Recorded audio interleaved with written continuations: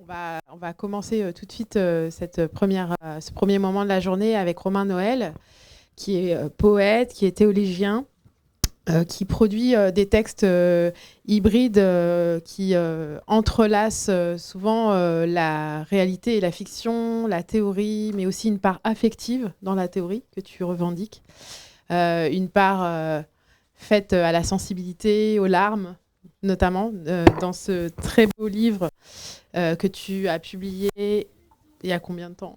En octobre dernier.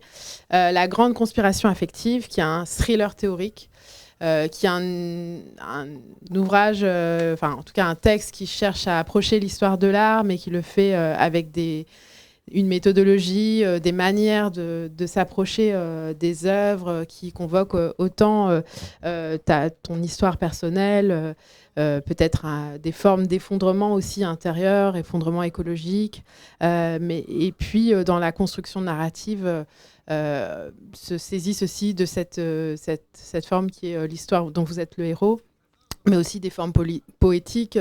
Donc c'est un essai qui est assez fascinant dans sa sinuosité aussi, qui est aussi une forme peut-être d'attention au monde, ce mode d'écriture. Et aujourd'hui, tu vas nous livrer en fait quelques hypothèses autour de ce que tu appelles la mystique queer. Et on est vraiment très heureux de cela parce que c'est à la fois, cela présage d'un livre qui vient, donc L'art secret de la guerre secrète, qui paraîtra bientôt, sous le nom de ton nom d'artiste, You. Mais aussi, aujourd'hui, tu vas aussi nous livrer finalement quelques hypothèses. Et donc, c'est un moment aussi spéculatif pour toi. Donc, voilà, on est vraiment ravis aussi de ça, d'être là, d'accompagner ce moment d'émergence aussi de choses nouvelles, quoi. Merci beaucoup pour cette présentation. Bonjour à tout le monde. Je suis ravi d'être là aussi. Et donc, voilà, comme le disait Cantuta, ça va être... ce texte est une constellation d'hypothèses. Que j'ai intitulé donc Introduction à la mystique queer.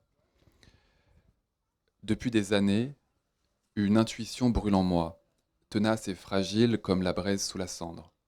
Il existerait une parenté profonde, une lignée secrète entre la mystique et la queerness. Je l'ai d'abord nommée avec l'enthousiasme de celui qui touche à quelque chose de trop vaste, les origines mystiques de la performativité queer. Titre jeté en passant dans les pages de mon deuxième livre, Mycélium, comme une graine dont je ne savais trop si elle germerait un jour. Cette intuition, je l'ai par la suite mise en vers dans un poème intitulé Mystic Queer, où je tentais de saisir l'insaisissable et qui commençait ainsi. J'ai toujours pensé qu'il devait y avoir entre la mystique et le queer un rapport d'héritage ou de continuité. J'ai toujours pressenti que ce rapport devait concerner le feu. Je veux dire une certaine manière de souffrir, une certaine manière aussi d'être puissant, une certaine manière donc de brûler. Dans ma tête, il y avait les mots amour, deuil, extase, mélancolie, vie, mort, vie. Je voyais des garçons parfois qui m'enseignaient activement les secrets des puissances passives. Plus je me dilatais, plus je comprenais ce dont Saint Jean de la Croix avait voulu témoigner dans sa sombre histoire de nuit obscure. En fait, j'ai fini par comprendre, mais cette compréhension n'était peut-être qu'une impression du corps, que la mystique et le queer avaient ouvert des sortes de portails, au sens SF du terme, vers une même zone sombre que l'on pourrait nommer zone d'affectivité, mais que le poète en moi a toujours nommée, comme on nomme un pays, infamie. Ainsi donc, cette réflexion a commencé dans le feu, ce feu qui consume et illumine, qui purifie et transfigure, ce feu de l'hyper-empathie blessée et de la puissance latente, cette alchimie où la mélancolie queer côtoie l'extase mystique, où le deuil devient passage, où la nuit obscure de Saint Jean de la Croix résonne étrangement avec les enseignements des amants, agents merveilleux des puissances passives. Pendant longtemps, j'ai contourné l'essentiel. J'ai parlé en poète, usant de métaphores, de récits étranges et de fictions expérimentales en forme de conspiration affective, pour évoquer sans jamais l'affronter pleinement cette question qui m'obsède et m'effraie à la fois, celle de la divinité, de l'invisible, du dialogue avec les puissances qui nous traversent et nous dépassent. Ainsi ai-je intitulé mon premier ouvrage, toujours inédit à ce jour, L'art secret de la guerre secrète, sans oser dire clairement qu'il s'agissait déjà, dans son noyau vibrant, d'une mystique queer. Un art de la relation avec les forces subtiles, une technologie spirituelle usant du décentrement radical et de la transmutation du pire, afin de naviguer dans un monde qui réclame d'être libéré du joug impérial. Aujourd'hui, le temps du contournement est révolu. J'assume d'être, peut-être avant tout, un théologien errant.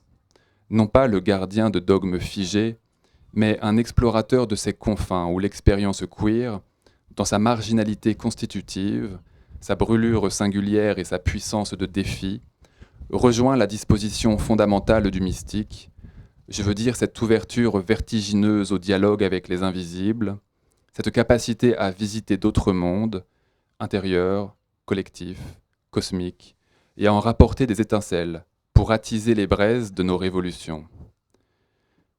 Cette introduction à la mystique queer est le fruit de ce retour à la source. C'est une tentative pour cartographier non pas un dogme, mais un champ de pratique, des outils spirituels forgés dans l'adversité et la joie queer, capables de nous armer pour les temps qui viennent. Car le technofascisme monte, les religiosités instrumentalisées se changent en vecteurs de haine, et le monde étouffe sous les binarités mortifères et écocides. Nous avons besoin plus que jamais de réactiver cette lignée souterraine, ce feu commun à la mystique et à la queerness. Le texte que vous allez entendre aujourd'hui et qui forme la matière première de ce livre à venir n'est pas un traité achevé. Ce sont des hypothèses en mouvement, des intuitions mises à l'épreuve du partage, les premières pierres d'un chantier collectif. J'y explore en autant de fragments ardents l'androgyne comme clé gnostique, l'ange comme figure fluide et insurgée, la voix négative comme antidote au nihilisme, l'utopie fouriériste comme laboratoire charnel, l'hérésie comme geste créateur, et la dimension irréductiblement anti-impérialiste de cette mystique. C'est une invitation, lancée depuis le cœur de ma propre nuit obscure et des feux croisés que j'y ai allumés, à nous engager ensemble sur ce chemin. Reconnaître la queerness comme pratique mystique millénaire, en déployer les outils concrets et en faire le levain d'un front égrégorique commun, un œcuménisme radical par le bas où fidèles et adeptes, dans la diversité sacrée de leur quête, uniront leurs prières et leurs sortilèges pour réenchanter un monde au bord de l'asphyxie. L'aventure commence ici, osons la brûlure. Au seuil de cette exploration, affirmons l'intuition fondatrice. La mystique queer est un art sacré de la transformation. Elle ne vénère pas un dieu statique, trônant dans l'immuable, mais se consacre à une présence dynamique, mutant au rythme même du vivant, un dieu changeant, alien et familier, dont le souffle épouse les métamorphoses du cosmos. Cette divinité mouvante trouve son écho brûlant dans la théologie du process, inspirée de la philosophie de Whitehead, où Dieu n'est pas un être achevé, mais un devenir perpétuel, tissant avec le monde une relation d'influence réciproque. C'est cette énergie en perpétuelle transmutation qu'incarne Lorraine Oya Olamina, la prophétesse visionnaire qu'Octavia Butler a placée au centre de la parabole du semeur, pour qui Dieu est changement. Son hyper-empathie, cette capacité à ressentir la douleur et la joie d'autrui comme sienne, la rend infiniment capable de souffrance, mais également de plaisir et de joie. Elle est la clé d'une magie affective, née dans le creuset de la vie sensible. Pour les âmes queer, systématiquement marquées par la violence des normes dominantes, cette sensibilité exacerbée devient un organe spirituel.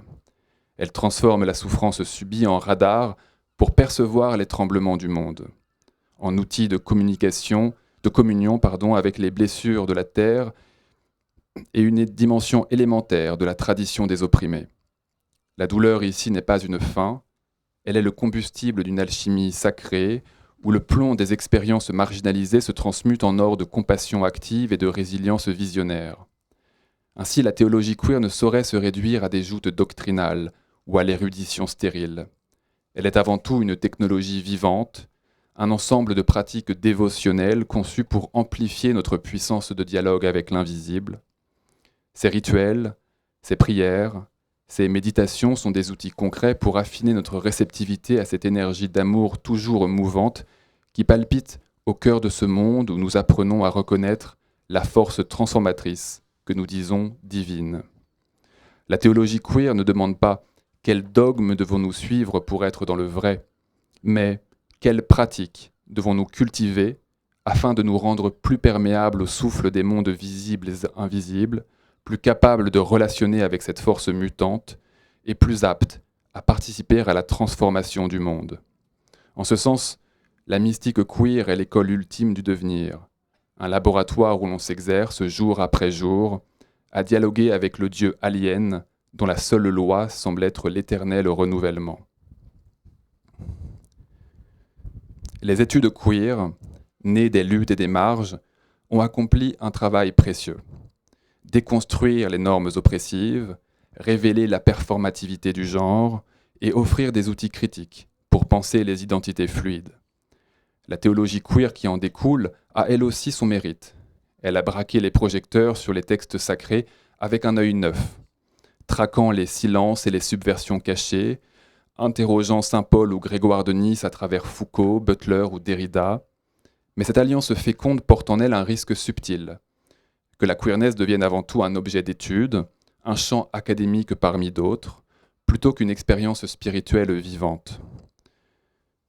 En se calquant trop étroitement sur les méthodes et les débats universitaires, aussi sophistiqués et importants soient-ils, la théologie queer risque de perdre de vue son essence la plus radicale et la plus urgente, la queerness comme pratique mystique incarnée. Car ce qui nous anime au fond n'est pas principalement de produire de nouvelles exégèses ou de gagner des joutes théoriques. Il s'agirait plutôt de retrouver le contact brûlant avec l'étrange énergie qui palpite au cœur même de la différence, cette puissance qui transforme la marginalisation en porte d'accès vers l'indicible.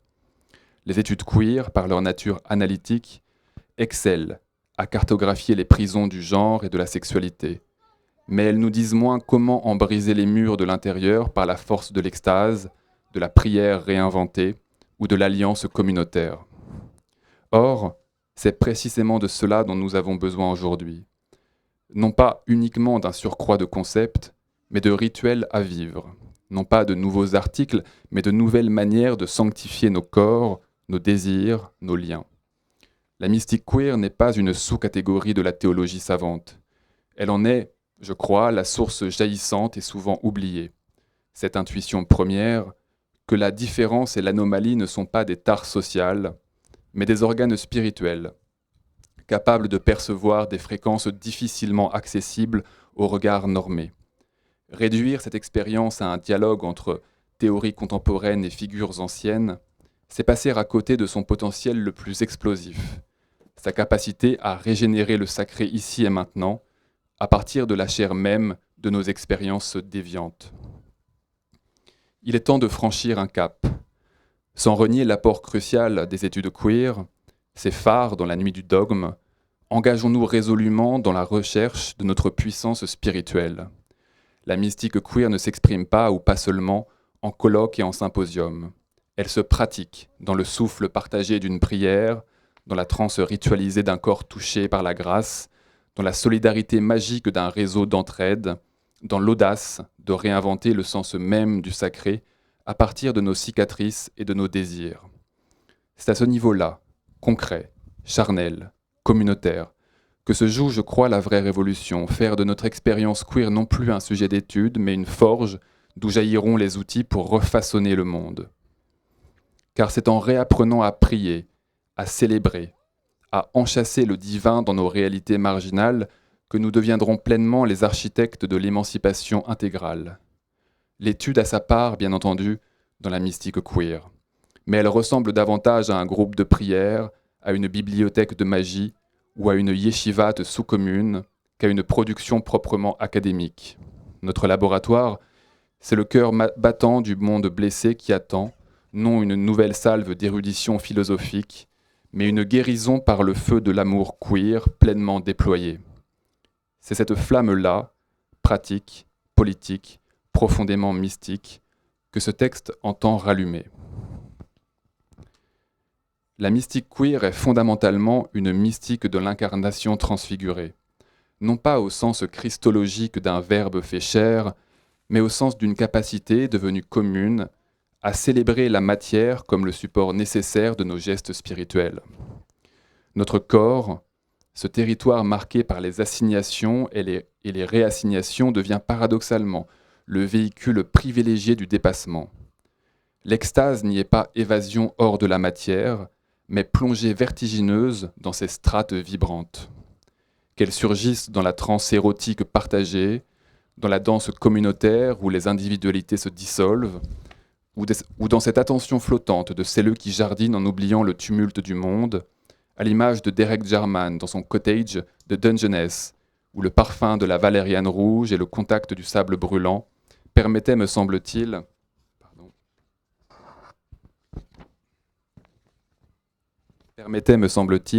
une douce et tenace sortie de soi. Cette disposition au transport mystique est exacerbée par l'expérience queer du monde. La position queer, en biais face aux normes, prédispose à devenir des ponts entre les réalités. Le corps marginalisé, loin d'être un obstacle, devient l'antenne captant les fréquences interdites, ce que la science moderne nomme parfois état modifié de conscience, et qui n'est autre qu'un dialogue approfondi avec le monde en son épaisseur physique et métaphysique. L'extase queer est ainsi écologique par essence. En s'arrachant à l'emprise du moi, nous entrons en résonance avec le chant des plantes, le souffle des bêtes, la pulsation des astres. Ces sorties de soi ne sont pas des fins en elles-mêmes, mais des portes d'accès à ce que je nomme la transpassion, ce mouvement où la passion, au double sens de souffrance subie et de puissance agissante, se transmute en force de lien. La transpassion est l'hyper-empathie de Lorraine Oyaolamina, élevée au rang de pratique spirituelle. Elle transforme la vulnérabilité en radar des interdépendances, faisant de nos blessures des ponts vers l'altérité humaine et non humaine. Cette alchimie affective permet d'accéder à ce que j'appelle la zone commune, espace liminal où les créatures s'entraffectent dans un cruising divin permanent. Ici, ni maître ni esclave, seulement des flux d'affects circulant librement, un paradis queer en somme où l'imagination est mise au service de l'amour comme énergie motrice de cette force que je nomme parfois Dieu le monde. La zone commune n'est pas un lieu illusoire et distant. Elle s'incarne au contraire de manière très concrète dans les réseaux de soins mutuels, dans les assemblées militantes où la colère se mue en chant collectif, dans les jardins partagés où les mains dans la terre deviennent prières sans parole, et partout où nos amours respectifs apprennent à se connaître et à se rencontrer. C'est là le cœur de notre éthique mystique, un espace où la compassion, du latin cum patior, souffrir avec, et la miséricorde, la capacité du cœur à accueillir et apaiser la souffrance de l'autre, ne sont pas des vertus dépassées, mais des technologies de réparation du réel. La transpassion y opère comme magie relationnelle, un sortilège quotidien qui transmute l'isolement en tissu conjonctif sacré. Habiter durablement cette zone commune exige une disposition que nous pouvons nommer, sans crainte des mots, sainteté. Non celle des auréoles et des dogmes, mais celle des vies brûlantes qui tentèrent, par leurs propres moyens, de répondre à l'appel de ces marges où les divinités se déploient. À l'image de Marguerite Porete, brûlée pour avoir célébré l'âme anéantie dans l'amour divin, ou de sainte Thérèse d'Avila trouvant dans l'extase l'audace de réformer son ordre religieux. Cette lignée se prolonge dans les vies de nos saintes queer contemporaines. Audre Lorde, détruisant la maison du maître et trouvant dans l'érotisme et la poésie la force de guérir, réparer et lutter. Derek Jarman, cultivant la beauté dans un paysage ravagé par l'industrie. Marsha P. Johnson, arpentant les rues de New York en chef de guerre. Simone Veil, faisant de la décréation un acte d'amour cosmique. Ou Pier Paolo Pasolini, mêlant sacré païen et critique sociale dans une œuvre-vie hérétique. Leur sainteté ne réside pas dans la pureté, mais dans la transpassion radicalisée, cette capacité à faire de leur existence un canal pour l'énergie d'entre-affection qui traverse toute chose. Le philosophe et théologien Jacques Ellul le rappelait, la sainteté véritable est toujours subversive, car elle préfère la rugosité du réel aux dévotions aseptisées. Ainsi, la sainteté queer est-elle intrinsèquement hérétique. Elle canonise celles qui choisirent de servir les blessés plutôt que les institutions, les terres plutôt que les doctrines, le commun plutôt que le dogme. L'extase, la transpassion et la sainteté tissent ainsi la trame charnelle de notre mystique queer. Elles en révèlent la vocation profondément incarnée et antidualiste, refusant de séparer l'esprit de la matière, la prière de l'action, le plaisir de la révolte. Ces pratiques sont des armes de reconstruction massive contre l'isolement imposé par les normes dominantes. Elles transforment nos corps en laboratoires spirituels et nos vulnérabilités en force d'interconnexion. Dans le paysage spirituel que nous explorons ici, elles forment le versant le plus concret, là où la théorie devient chair, où le jardinage se fait liturgie écologique, où l'hérésie, dont nous parlerons ensuite, prend la forme d'une fidélité obstinée au mouvement des mondes.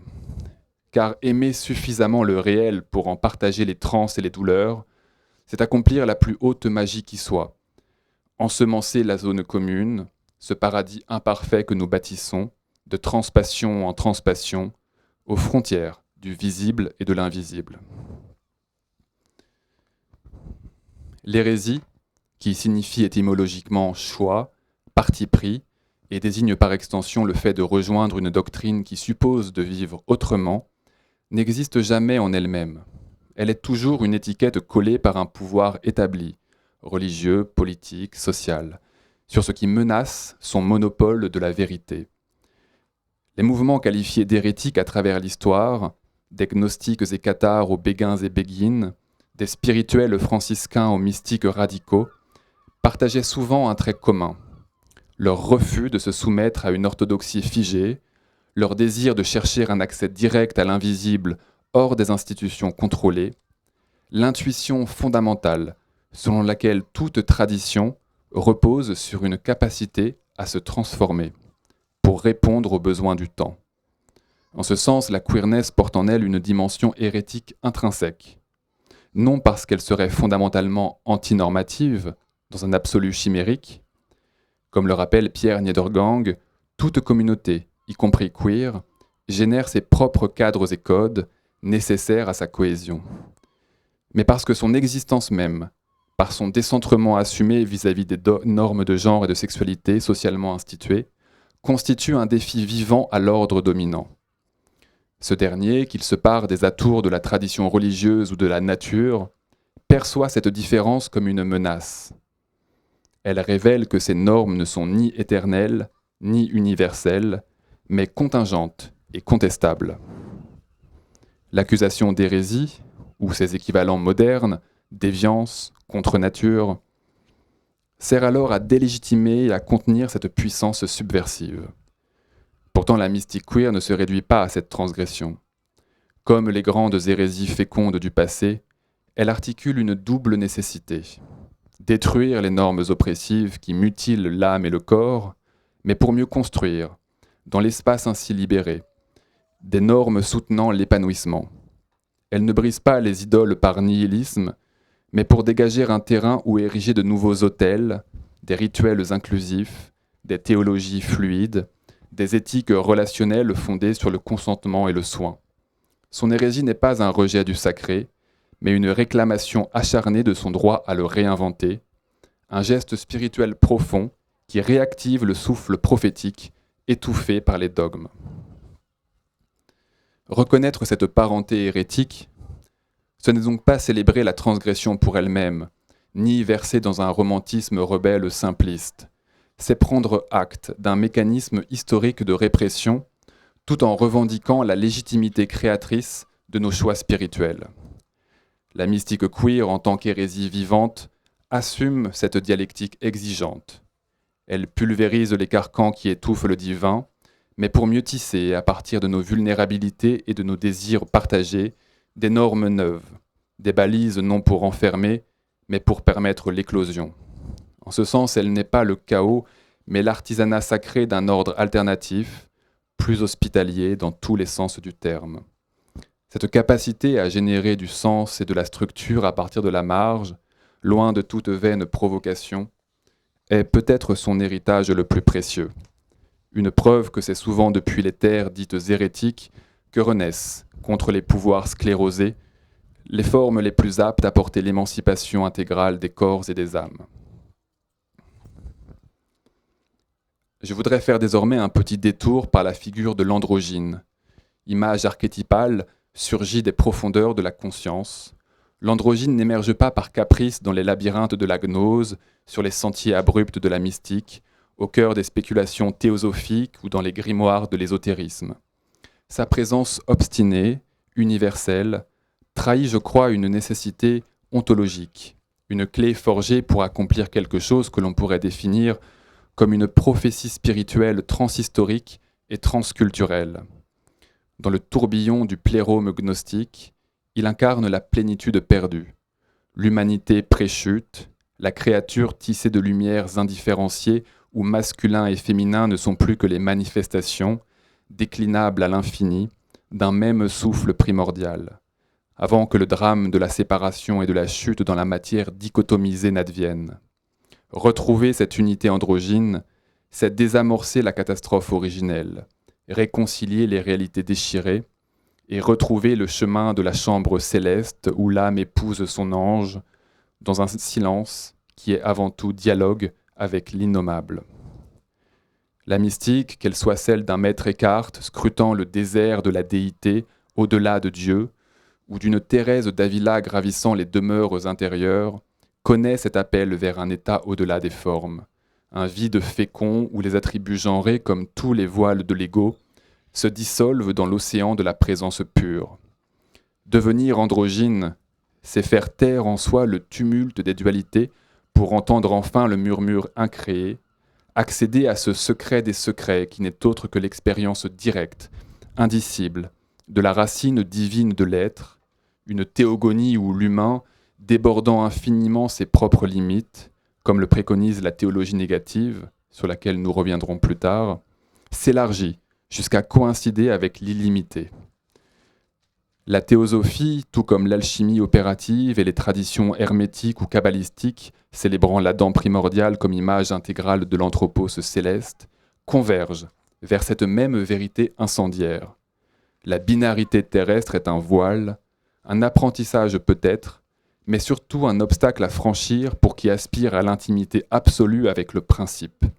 Car Dieu, l'absolu, le réel ultime, réside dans une unité si radicale qu'elle engloutit et transcende toute opposition, y compris celle du féminin et du masculin.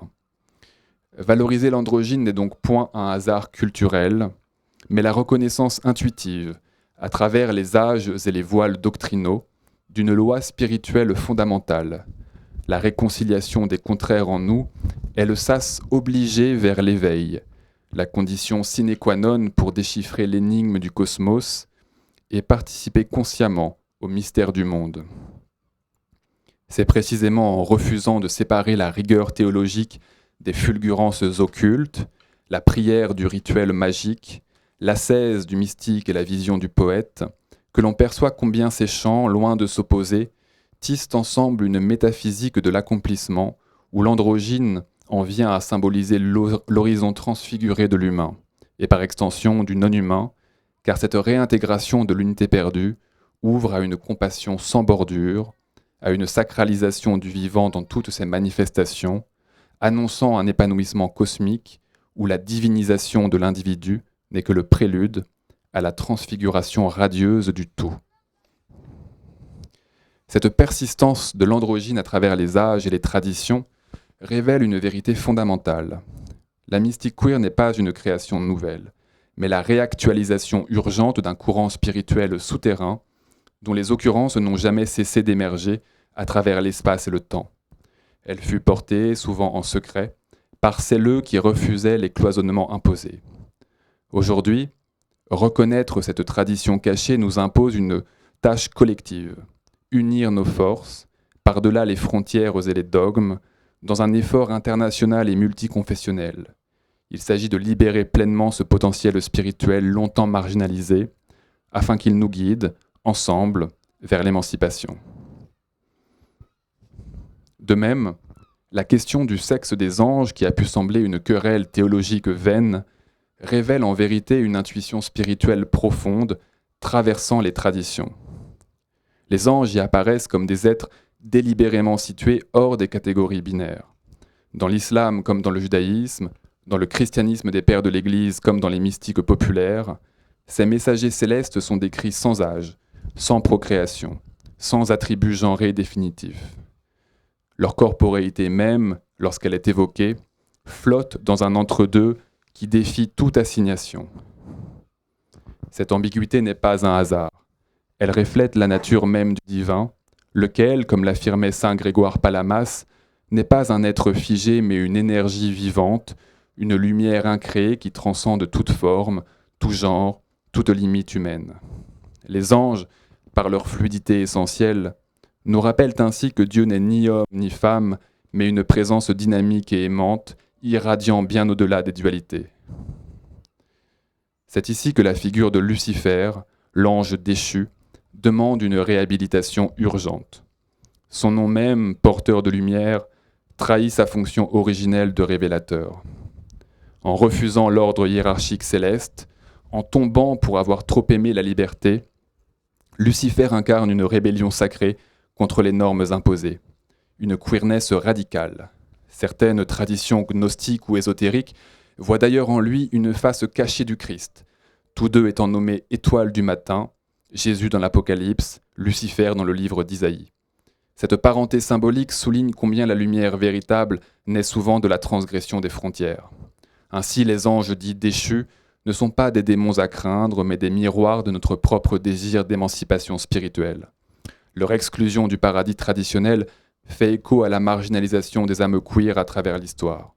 Pourtant, c'est précisément dans leur chute que réside leur puissance. Comme Lucifer portant le feu de la connaissance, il nous enseigne que la vraie spiritualité clôt hors des dogmes rigides, dans l'audace d'embrasser une intimité directe avec l'énergie cosmique. Leur androgynie implicite, leur résistance aux étiquettes, leur ténébreuse insoumission, tout en eux chuchote que le chemin vers le sacré passe par le dépassement des normes. Cette exploration de la queerness angélique nous confirme que la mystique queer n'est ni une mode, ni une anomalie, mais un courant universel et immémorial, présent dans les plis cachés de toutes les grandes traditions. Les anges ambigus, Lucifer l'insoumis, sont nos alliés invisibles dans cette longue histoire. Il est temps que le peuple queer reconnaisse cette lignée spirituelle comme un héritage de puissance et que nous lancions, avec nos alliés de toute confession et de tout pays, un effort collectif pour la faire rayonner. Qu'elle guide notre marche vers l'émancipation où chaque âme, libérée des carcans du genre et du dogme, pourra enfin danser avec l'énergie divine, car c'est dans cette danse que réside le secret ultime. Dieu n'est pas un patriarche lointain, mais une force d'amour cosmique qui pulse en chaque être, sans exception. La théologie apophatique, cette voie mystique qui approche Dieu non par ce qu'il est, mais par tout ce qu'il n'est pas, ni corps, ni genre, ni limite, ni même être au sens où nous l'entendons, résonne avec une force singulière dans le cœur de l'expérience queer. Comme le terme queer lui-même, qui signifie à l'origine de travers, bizarre ou hors de l'alignement, cette voie négative est un chemin de décentrement radical. Elle refuse les définitions rassurantes et les images figées du divin, tout comme la personne queer, qu'elle vive dans une société ouvertement hostile ou simplement normative, existe souvent en biais, en porte-à-faux par rapport aux attentes rigides du genre et de la sexualité. Cette position n'est pas un vide stérile, mais un espace de potentiel infini. Lorsque les grands mystiques apophatiques, un maître Eckhart parlant du désert de la déité, un pseudo-Denis l'Aréopagite insistant sur les ténèbres divines plus lumineuses que toute lumière, ou les soufis contemplant l'essence indicible, affirment que pour toucher l'absolu, il faut d'abord renoncer à toutes nos idoles conceptuelles, ce qui fait directement écho à la négativité queer telle que décrite dans les travaux de Lee Edelman ou de Léo Bersani. Mais là où certains voient un nihilisme désespéré, Il faut comprendre cette négation à la lumière de la capacité négative de Keats, cette capacité précieuse à rester dans les incertitudes, les mystères et les doutes, sans systématiquement chercher à rendre raison de ce dont nous faisons l'expérience. C'est précisément dans ce refus des catégories imposées, cette dissolution des certitudes, que s'ouvre un contact intime avec l'infini innommable. L'islamologue Henri Corbin l'avait bien compris.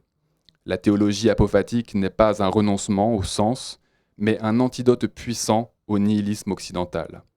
Elle est une négation féconde, un dépouillement actif, qui en brûlant les idoles du Dieu patriarche ou du genre naturel, laisse place à la fulgurance de la présence. Une énergie cosmique sans forme ni limite. La personne queer, par son existence même, vit au quotidien cette apophase. Elle est un rappel vivant que l'être humain, comme le divin, déborde infiniment les cases qu'on lui assigne. Sa négation des normes imposées n'est pas une fin, mais une porte dérobée, ouverte sur le divin. Une énergie qui ne se laisse capturer ni par un nom, ni par un genre, ni par quelque dogme que ce soit. Cette profonde parenté entre la voie négative des mystiques et l'expérience existentielle queer révèle une vérité essentielle. La négation queer n'est pas une impasse, mais un portail. Loin de nous condamner au désespoir nihiliste, elle est une initiation à une relation plus authentique, plus audacieuse avec le mystère.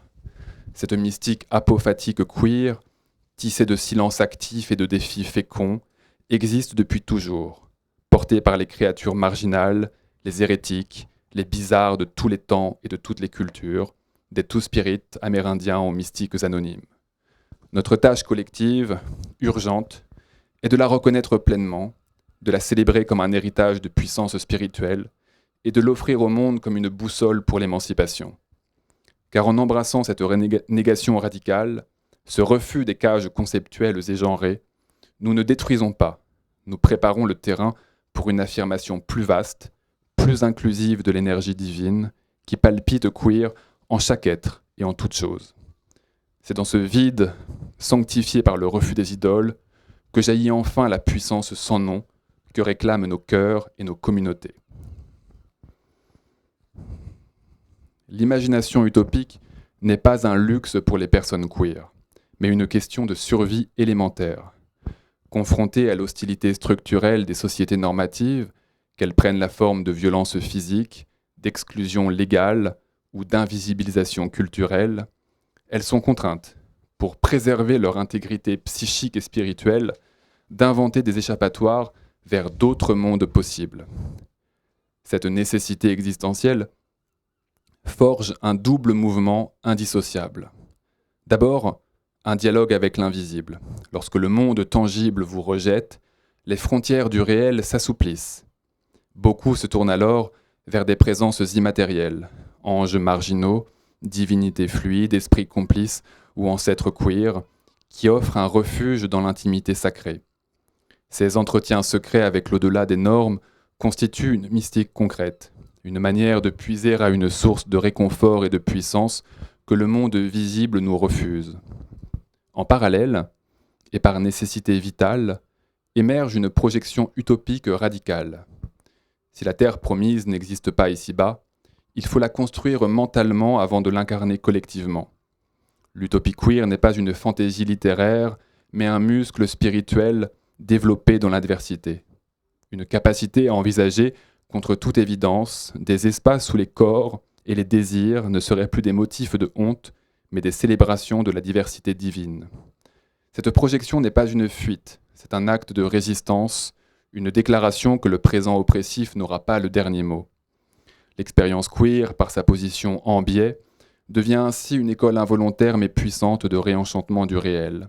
Elle contraint à voir au-delà de ce qui est donné, à percevoir dans les interstices du monde normatif les lueurs d'un horizon alternatif où la matière elle-même vibre de possibilités inouïes. Sans cette double discipline, dialogue avec l'invisible et construction mentale de l'ailleurs, l'âme queer risquerait de se briser sous le poids du rejet. L'utopie est donc son oxygène, sa boussole intérieure, le seul moyen de transformer la marge en laboratoire du futur. Cette dynamique existentielle, survivre par l'invention d'autres mondes, révèle pourquoi l'imagination utopique est au cœur de la mystique queer. Elle est sa colonne vertébrale spirituelle et politique. En nous contraignant à forger des alliances avec l'invisible et à cartographier des territoires inédits, l'hostilité sociale fait paradoxalement de nous des passeurs entre les réalités, des architectes du monde à venir. C'est cette compétence précieuse, forgée dans l'adversité, qui constitue l'un des trésors les plus vitaux de la queerness pour l'humanité tout entière. Face à l'étau du technofascisme et aux récupérations impériales de la religion, notre capacité à rêver et à matérialiser l'impossible n'est pas un divertissement. C'est une arme de construction massive. C'est pourquoi, comme nous le verrons avec Fourier, l'utopie queer n'est jamais abstraite. Elle s'enracine dans la chair du monde et palpite déjà dans nos communautés résilientes. Ces phalanstères secrets où s'expérimente, ici et maintenant, l'embryon d'une harmonie future. Gardons-nous de sous-estimer cette force. Elle est le ferment qui peut faire lever la patte du monde.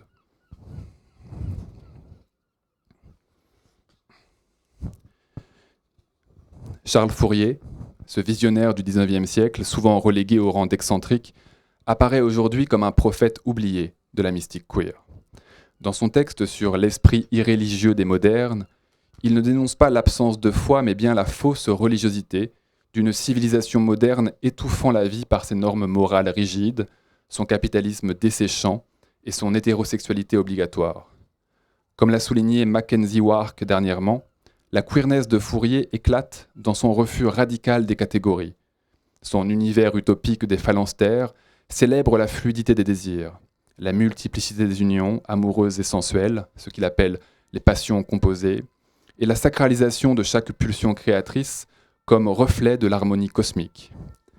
Cette insurrection contre l'ordre établi n'est pas un simple programme social, c'est une mystique de l'incarnation joyeuse. Fourier pressent que l'irréligion des modernes est un désenchantement du monde, une rupture avec la pulsation divine cachée dans la matière et dans les corps. Son utopie concrète, fondée sur l'attraction passionnée et la coopération libre, résonne puissamment avec l'utopie queer définie par José Esteban Muñoz dans Cruising Utopia. Pour Muñoz comme pour Fourier, l'utopie n'est pas un ailleurs inaccessible ou un futur lointain. C'est une force agissante dans le présent, un horizon que l'on touche dans les moments de communion queer, de plaisir partagé, de solidarité marginale. Ces brèches où le monde normatif se fissure et où l'on perçoit l'éclat d'un autre possible, plus juste. Cette quête utopique est au cœur de la mystique queer, l'actualisation contemporaine de la gnose émancipatrice. Mais contrairement à certains courants gnostiques qui méprisent la matière comme prison, Fourier et la mystique queer dans son sillage enchantent le monde charnel. Comme Lucifer, l'obscur porteur de lumière, la matière chez Fourier n'est pas l'ennemi de l'esprit, elle en est le véhicule rayonnant, le lieu même de la révélation. Le plaisir des sens, la diversité des genres et des sexualités, l'érotisme communautaire ne sont pas des chutes mais des ascensions, des voies d'accès privilégiées à cette harmonie universelle qu'il nomme Dieu. Dans le phalanstère comme dans le cruising de Muñoz, c'est par l'expérience collective et charnelle du désir libéré que s'abolit la fausse opposition entre esprit et matière, sacré et profane. Là où le cœur devient souverain, guidé par l'attraction passionnelle, les vieilles binarités s'effondrent, et c'est dans cet effondrement même que palpite la présence divine, une énergie cosmique d'amour et de création infinie.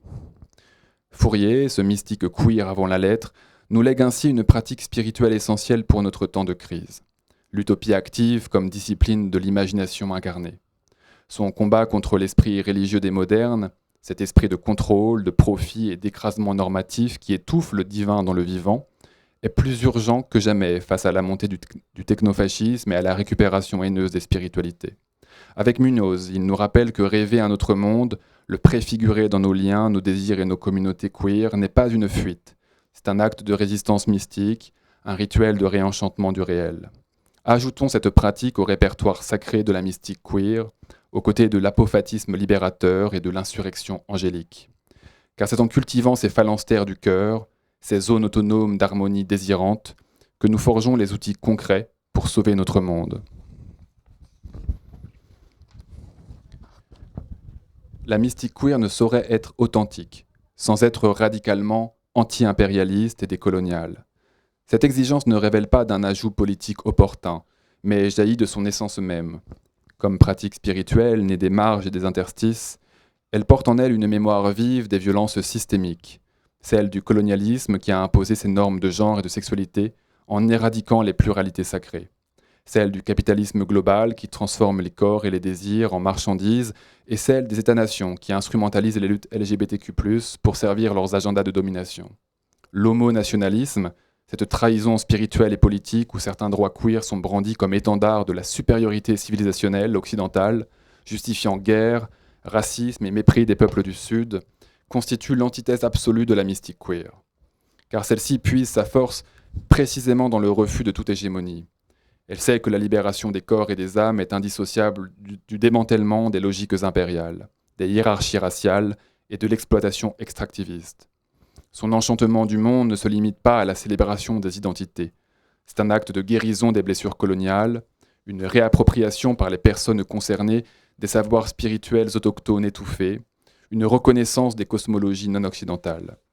En réhabilitant les figures occultées, criminalisées par le pouvoir et empoisonnées par la mentalité impériale, la mystique queer restaure des lignées de résistance spirituelle contre l'uniformisation impérialiste et nous permet de reprendre le dialogue avec ces ancêtres dont nous avons besoin et qui ont peut-être, à leur manière, besoin de nous. Sa voix apophatique, son refus des dogmes, son utopisme charnel ne sont pas des exercices abstraits. Ce sont des outils pour déconstruire l'épistémé coloniale qui sépare le corps de l'esprit, l'individu de la communauté, l'humain du non-humain, le monde physique du monde métaphysique. La mystique queer est ainsi par nature un art de la réparation décoloniale. Elle réapprend à écouter les territoires blessés, à honorer les ancêtres queer assassinés par le patriarcat et à tisser des solidarités transnationales où la lutte anti-impérialiste s'enracine dans les combats pour la souveraineté des terres et des imaginaires. C'est pourquoi l'anti-impérialisme n'est pas un complément à la mystique queer. Il en est le sol éthique et spirituel non négociable. Face à la menace de l'homonationalisme, cette tentative désespérée de mettre la queerness au service des empires, notre tâche est claire.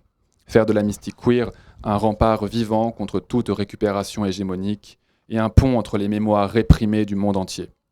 En ancrant nos pratiques dans les luttes décoloniales concrètes, en refusant tout alignement avec les pouvoirs prédateurs, nous honorons la dimension la plus sacrée de notre héritage, celle d'une insurrection spirituelle, qui lie la libération des désirs à la libération des terres. Ainsi fécondée par l'urgence décoloniale, la mystique queer réalise pleinement sa vocation, être l'antidote radical au poison impérial. À travers ces diverses explorations, de l'androgyne gnostique à l'ange fluide, de la voie négative à l'utopie charnelle de Fourier, des pièges de l'académisation aux richesses de l'hérésie anti-impériale, un fil rouge se dégage avec une clarté brûlante. La queerness n'est réductible ni à une identité fixe, ni à un champ d'études, mais doit être reconnue comme une pratique mystique à part entière. Cette pratique, forgée dans le décentrement et l'expérience vive de la marge, constitue un trésor spirituel négligé. Elle offre des outils concrets pour traverser les crises qui viennent. Sa capacité à dépasser les binarités mortifères, à dialoguer avec l'invisible, à transformer l'oppression en laboratoire du mystère, à articuler destruction créatrice et reconstruction éthique, en fait une boussole indispensable. C'est pourquoi il est urgent de la dégager des seuls débats universitaires ou des luttes identitaires étroites, pour l'inscrire dans un projet plus vaste, que je nomme peut-être provisoirement front égrégorique commun. En mythologie comparée et dans la culture magique, un égrégore désigne une intelligence collective invisible, née de la convergence des intentions et des énergies spirituelles d'un groupe, qui acquiert ainsi une force autonome, capable d'influencer la marche du monde et de transformer le réel. Pour le front égrégorique commun, il s'agit donc de réaliser l'alliance consciente de différentes forces égrégoriques, issues de traditions mystiques, de luttes queer, de résistance décoloniale et de religiosités diverses, afin de former un nouveau type d'alliance spirituelle. La mystique queer, par sa nature radicalement anti-autoritaire, ne cherche pas à devenir une nouvelle religion instituée, mais une spiritualité d'appoint, un mycélium invisible capable de s'enlacer aux racines des traditions déjà existantes, pour en régénérer la sève. Elle est le terreau d'un œcuménisme radical, d'une internationale mystique où le fidèle, priant dans son lieu de culte, retrouve le lien perdu avec l'adepte, honorant les forces de la nature, où la magicienne et le croyant réalisent qu'elles puisent à la même source d'énergie cosmique, simplement nommée différemment. La réconciliation n'est pas un vœu pieux, elle est une nécessité de survie face au fondamentalisme qui dévore les religions de l'intérieur et au technofascisme qui les instrumentalise. En greffant sa sensibilité queer, son refus des dogmes étouffants, son enchantement du corps, son éthique relationnelle inclusive aux troncs anciens, cette mystique agit comme un ferment d'unité dans le respect des diversités. Elle rappelle que toute frontière entre religion et magie, entre orthodoxie et hérésie, entre fidèles et adeptes, est une prison de l'esprit. Le temps est venu de briser les murs et de reconnaître nos parentés profondes et notre horizon commun, transfigurer le réel par la puissance de l'amour excentrique. Ainsi se dessine le véritable horizon de la mystique queer, devenir l'étincelle qui rallume le foyer du front égrégorique commun. En nous réappropriant cette pratique spirituelle millénaire mais toujours à rejouer, faite de prières réinventées, de rituels communautaires, d'utopies incarnées et de négations fécondes, nous ne célébrons pas seulement notre héritage marginal. Le vœu qui s'exprime ici est celui de forger un outil capable de répondre aux besoins de notre temps. Une arche spirituelle transnationale et transtraditionnelle, capable d'œuvrer à la transformation radicale du monde, c'est-à-dire à détruire ce qui doit être détruit, pour ensuite bâtir ce qui attend de l'être. Que cette mystique soit un pont entre les rives éparses de nos gestes spirituels, un chantier en forme d'insurrection spirituelle. C'est seulement en unissant nos forces éthérées, en mêlant nos prières et nos sortilèges, nos icônes et nos sigils, dans le creuset d'une spiritualité résolument transformatrice, que nous pourrons affronter ce qui doit l'être et faire advenir ensemble la possibilité d'un monde réenchanté. Le grand réveil ne sera pas solitaire, il sera choral ou ne sera pas. Notre époque célèbre la visibilité comme vertu cardinale, et les conquêtes LGBTQ+, doivent beaucoup à cette audace de paraître au grand jour.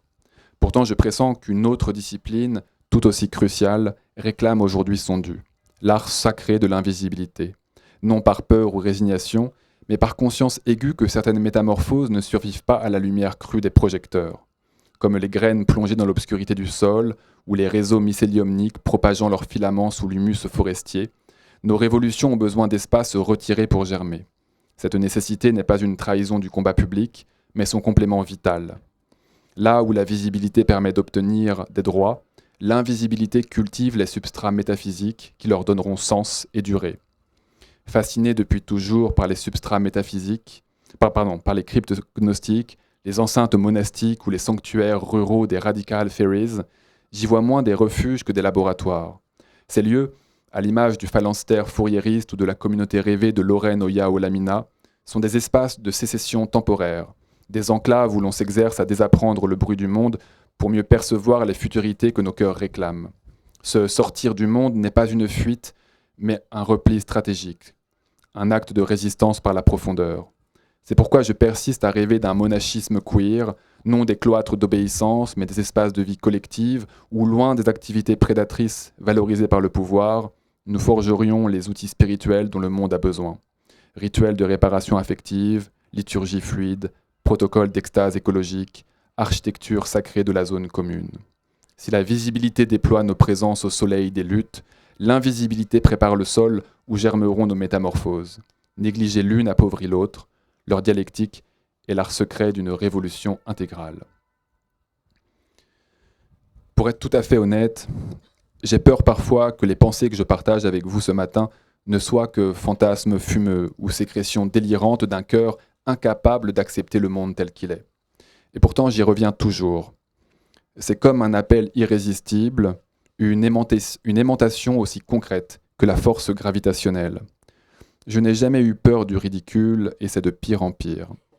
Les mots de Rimbaud me reviennent sans cesse comme un mantra, tenir le pas gagné. C'est une question de confiance sans doute, mais de confiance en qui? En quoi? Ce qui est sûr, c'est que nous sommes de plus en plus nombreuses à prendre conscience que nos besoins métaphysiques élémentaires ne sont pas remplis et que cela produit en nous un dessèchement qui accroît tant notre désespoir que notre sentiment d'impuissance. Cette introduction à la mystique queer est une manière pour moi de revendiquer quelque chose dont je pensais avoir été privé pour toujours. Le temps est venu de réclamer notre dû et de reprendre possession des traditions dont les empires nous ont privés. La mystique sera queer ou ne sera pas, et je fais le pari que nos luttes s'en trouveront régénérées. Merci pour votre écoute.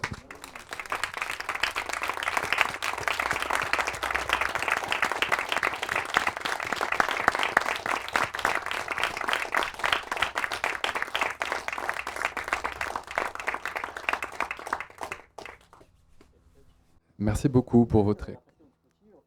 Je continue une question comme dans une conférence classique, mais en fait, je crois que tu as prévu une sorte de petit... J'avais, disons, déjà merci beaucoup. Je reprends un peu mon souffle parce que j'étais là dans cette lancée.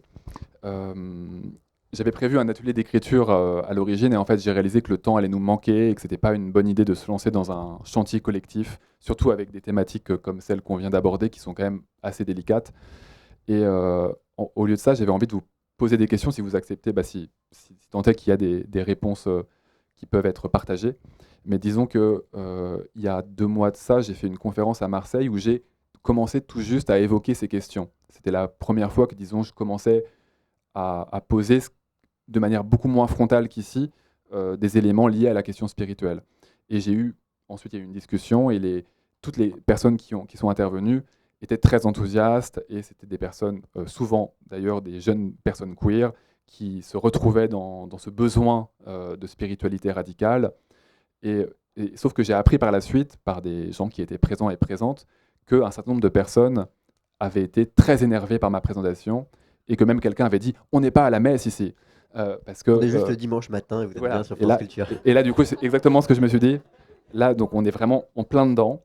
Et du coup, effectivement, peut-être que certains et certaines d'entre vous ont pu sentir quelque chose qui tient du prêche dans ce que je viens de faire.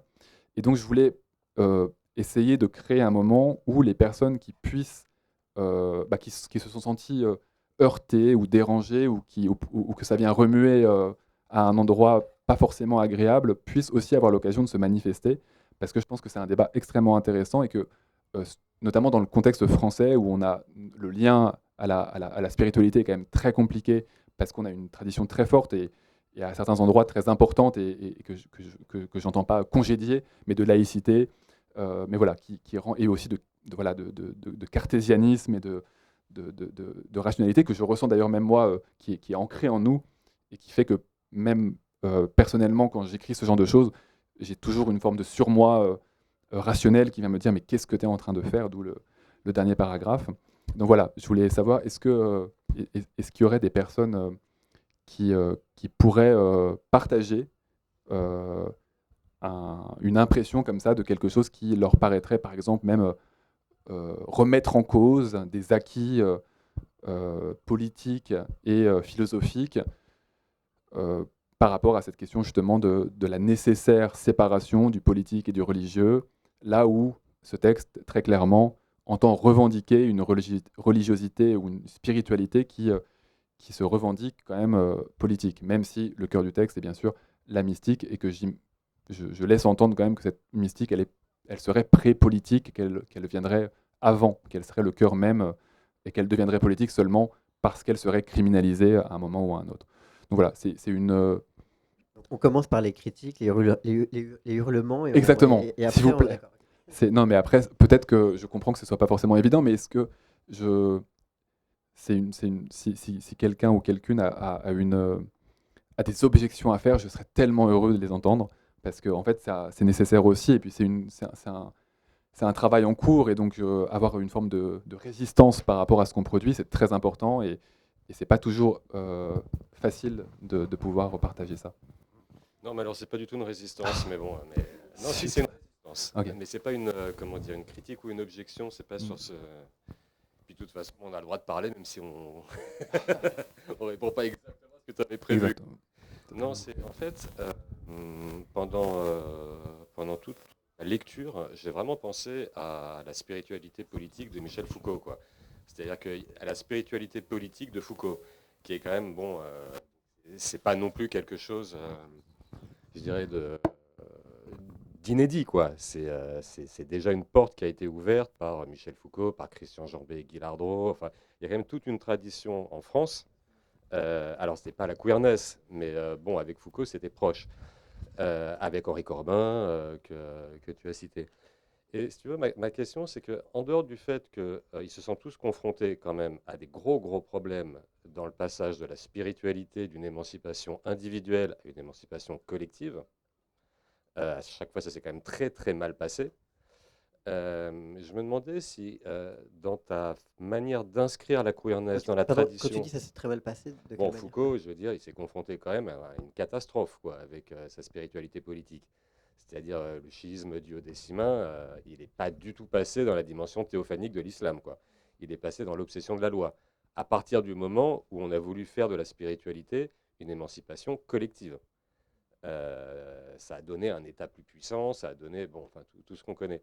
Lardreau et Jambet, bon, ils ont abandonné. C'était les derniers feux du maoïsme et la spiritualité maoïste, ça s'est aussi pas très bien fini.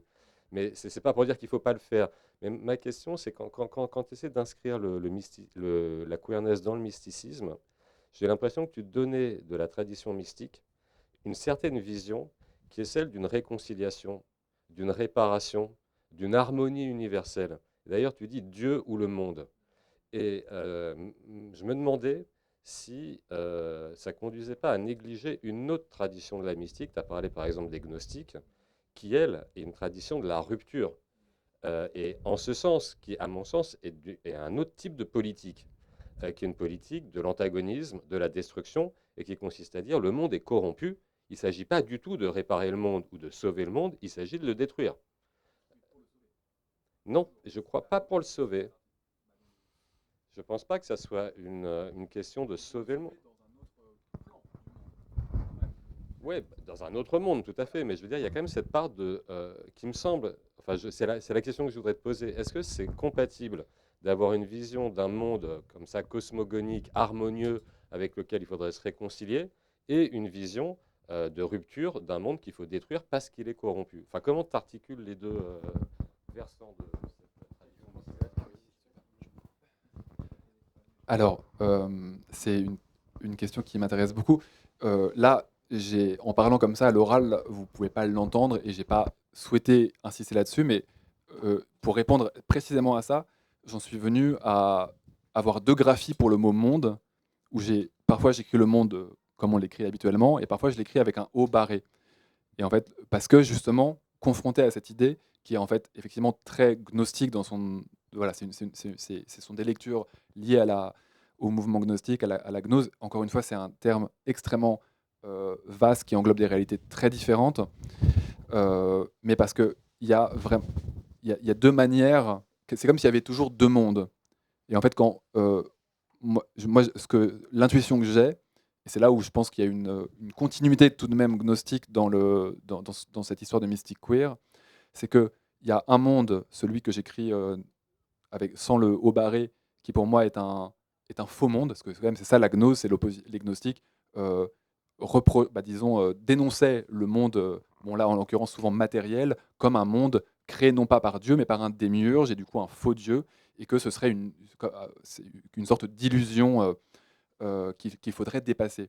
Et du coup, reprenant cette idée-là, moi, l'intuition que j'ai avec tout ça, c'est que ce faux monde, c'est pas la matérialité, c'est le monde du pouvoir. C'est le monde c'est le putsch physique et métaphysique mis en place par j'allais dire des élites, par une forme d'autorité qui en vient à se définir, à s'approprier toutes les formes de religiosité, et du coup à contrôler ce qui peut être acceptable ou ne pas l'être en termes de formes spirituelles, afin d'avoir le monopole quelque part du monde. Donc pour moi, il y a une appropriation du monde à cet endroit-là. Ça, c'est le faux monde, qui est du coup un monde quelque part politique, ou en tout cas qui se nourrit du politique et qui peut-être même de cette manière le fonde. Et par opposition à ça, ce monde que j'écris avec un haut barré, où le haut barré, quelque part, rejoue cette sécession dont tu parles et ce désir de rupture, qui, lui, est un monde qui étant à l'écoute de, quelque part, j'allais dire du corps, parce que je pense que beaucoup de choses, en tout cas dans mon travail, les choses partent de l'affect, de la sensibilité, de la corporalité, pour revendiquer, ou disons accuser ce monde-là d'être justement un monde qui usurpe une place qui n'est pas la sienne, pour en remettre en place un autre monde. Mais justement, l'idée de cette mystique queer, c'est de dire on ne sait pas ce qu'il est, cet autre monde. Là où les traditions gnostiques, quelque part, se sont perdues dans leur certitude qu'il s'agissait d'un faux monde et que la matière était maudite. Et en fait, le christianisme hérite en grande partie, il y a des traits gnostiques très très présents, par exemple, dans le christianisme. Saint Paul, à plein de moments, est très gnostique dans son rapport à la chair, par exemple, même si il y a des subtilités, disons. Donc voilà, je ne sais pas si ça répond un peu à la question, mais je crois qu'il y a une conciliation qui est quand même possible, où en fait, ça me semble possible de dire, de revendiquer une rupture et peut-être même une sécession, et de dire il y a un monde à détruire, parce que c'est quelque chose quand même que je dis, et par ailleurs de dire en détruisant ce monde, on crée les conditions d'une réconciliation et d'un retour, ou en tout cas d'une exploration collective de ce qui est peut-être en réalité le vrai monde, sachant que, je pense à Roberto Esposito par exemple, ce monde de la communauté, il repose sur un gouffre, d'où la théologie apophatique et dite négative, qui dit que Dieu en fait est innommable et qu'on ne peut pas définir la divinité. En fait, en acceptant le fait qu'on ne peut pas la définir, on est obligé d'inventer des espaces de discussion, de dialogue, quelque chose qui pourrait faire penser aux thèses de Lefort sur la démocratie, parce que en fait, c'est aussi du coup l'intuition de Esposito dans ses textes sur la mélancolie et la communauté, de dire qu'en fait, le gouffre nous protège. Voilà, c'est un peu l'idée que j'ai. Je ne sais pas si ça répond vraiment. Est-ce que j'ai... Ah, ok. Donc, pas d'objection, pas de hurlement. Alors, oui. Ah. Donc, pas un hurlement, pas du tout. Mais ce rapport entre des gens qui seraient pour et contre a déjà été un peu joué entre Georges Bataille, qui est un grand mystique, qui a traité de la question de la sainteté, entre autres dans l'expérience intérieure, et Sartre, qui a écrit des choses très dures sur le faux mystique que serait Bataille. Et à travers la question de la critique du faux mystique, c'est la critique même du mysticisme. Et donc là, je crois qu'il y a déjà des choses qui se sont jouées à ce moment-là entre Georges de Bataille et Sartre. C'était juste voilà, une remarque. Je ne prends position ni pour l'un ni pour l'autre. J'aurais juste une question sur la façon que tu as de concevoir la question du rite. Parce que dans la conception que j'en ai, c'est quelque chose qui relève de structures fixes et qui s'opposerait à la définition que tu donnais de l'hérésie. Et il me semble que le rite prend le risque d'aller vers une forme d'étatisation de la transcendance, alors que tout ce qui est performatif va plutôt du côté de l'invention et de l'iconoclastie. Voilà. Et donc, c'était savoir comment tu pensais cette question du rite. Alors, encore une fois, je crois que c'est vraiment quelque chose justement que j'essaie de faire avec cette histoire de mystique queer, et avec vraiment en revenant à quelque part l'origine de la définition même de la queerness comme cette position là en biais oblique vis-à-vis du monde, c'est l'idée aussi de ne pas choisir. Et du coup, je ne sais pas si ça transparaît vraiment dans ce que je viens de vous partager, mais pour moi, quelque part, ce serait une erreur de la part dans ce geste qui vise à théoriser quelque chose qui serait la mystique queer, d'opposer par exemple le rituel et le rite, et d'accepter la possibilité que ce front égrégorique commun dont je parle puisse à la fois intégrer des personnes qui se reconnaissent et qui ont besoin de ce rite en tant que structuré par des institutions, et donc avec toujours, comme tu viens de le dire, cette possible étatisation ou cette même récupération étatique. Bon, peut-être que c'est un peu confus, mais ce que je veux dire, c'est que pour moi, le rite et la liturgie appartiennent davantage aux religions instituées, là où le rituel, par exemple, est davantage un vocabulaire qu'on va retrouver dans les pratiques magiques, par exemple, très concrètement, dans un groupe de personnes, voilà, dans l'histoire des groupes de magiciens et magiciennes queer comme les fées radicales, les Radical Fairies, où il y a un sanctuaire en France. On parle très rarement de liturgie ou de rite, on va parler de rituel. On fait un rituel, et alors là, on fait un feu, et donc on rejoue des gestes qui sont plus proches du paganisme, et c'est très important et très beau, et c'est des choses que je pratique aussi et que je trouve formidable en termes de comment une communauté prend soin d'elle-même et comment elle se constitue, avec une forme d'anarchisme toujours, parce que l'idée est de jamais rien figer, et en fait, on rejoue rarement les mêmes rituels, là où le rite rejoue et la liturgie carrément invente une grammaire qui devient très rigide. Mais par ailleurs, ce que je comprends et ce que je ressens autour de moi, et notamment dans des gens plus jeunes, chez des gens plus jeunes, c'est quand même parfois un sentiment d'insatisfaction, ou en tout cas de c'est pas assez. Comme si finalement, bon là on en revient, j'ai relu avant de venir, c'était une très mauvaise idée, le texte de Freud sur l'avenir d'une illusion, donc le texte où Freud décapite la religion, et où en fait tout devient seulement, en fait on fait ça pour se consoler, pour se rassurer, voilà, c'est la religion consolatrice. Mais je crois que là encore c'est quelque chose, c'est un écueil que je veux éviter, parce que par exemple quand je constate que un retour à la tradition catholique chez des queers, même un retour à l'islam, un retour au judaïsme, j'ai l'impression qu'il y a justement une volonté de retourner à l'endroit du rite et de sa potentielle rigidité, sans pour autant l'accepter en tant que tel, mais revendiquer une puissance, une capacité à le faire, à le transformer, pas forcément dans sa forme, mais au moins dans ce qu'il dans sa direction, dans son horizon. Je pense il y avait Mohamed Amer Méziane qui était, je crois, là l'année dernière, ou il y a 2 ans. Et je sais pas, Méziane est un philosophe, je pense, oui, il est avant tout philosophe. Et c'est quelqu'un qui a une réflexion extrêmement intéressante sur la tradition, qui m'inspire beaucoup, ou quelque part, il y a un texte en Multitude qui s'appelle Justice et tradition. Et bon, après, il a un livre sur la métaphysique qui s'appelle Au bord des mondes.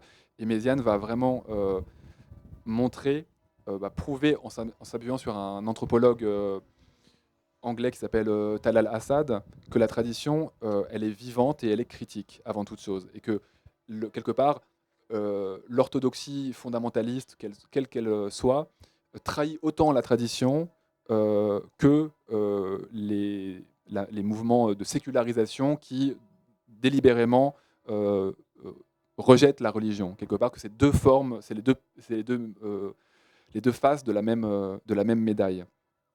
Et du coup, en disant ça, ce que beaucoup de gens ressentent en lisant Mohamed Amer Méziane, c'est qu'il y a une nécessité de retourner à l'endroit des traditions, et donc du rite, et donc de ce risque de rigidité et des récupérations, pour redonner à la tradition sa vitalité originelle, et pour dire en fait la tradition, on n'est pas au service de la tradition, c'est la tradition qui est à notre service pour nous rapprocher de ce truc complètement impossible à définir que serait la divinité, ou en tout cas pour répondre à cet appel-là.